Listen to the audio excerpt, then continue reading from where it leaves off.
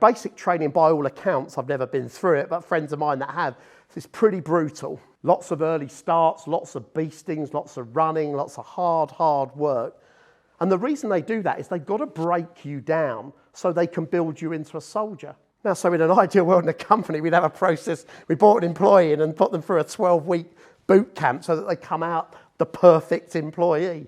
Of course, the reality is it doesn't work like that. So we've got to accept that the sovereignty of the individual in all of this is that they are sovereign individual. Our job is to work out to what extent we can get them to align with what we as a company want. And if that alignment reaches an acceptable level, we've got a functioning employee. If it doesn't, and there is no trajectory for it to get there, we have a dysfunctional employee. It's quite simple in my mind. So when you're thinking about how you use this tool with other people is, now sometimes it's just simply a matter of explaining to people that there is a possibility that they could raise their game and their performance. Most people, I don't think, in coaching language, we call this the law of positive intention, which is no matter how bizarre or wrong you think someone's behaviour is, in their mind while they're doing it, it feels like the rational thing to do.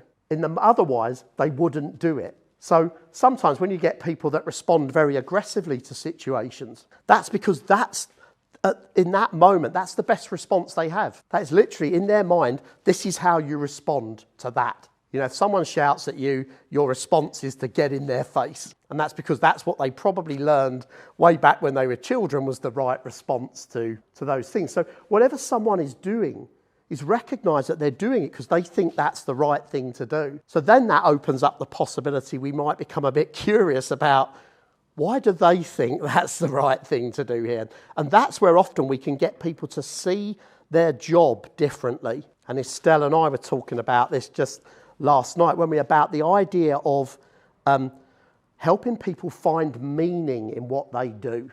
Because lots of people just turn up to work, do their job in the best way they can, but they've never really sat and thought about what would it mean to do this job exceptionally well? What would it mean to me in terms of my confidence and my belief in myself if I was to push that bit harder? And most people don't even realise that's a possibility. And that goes from owners of businesses through to every employee is what would it mean for me to do exceptionally well at this? What would it look like?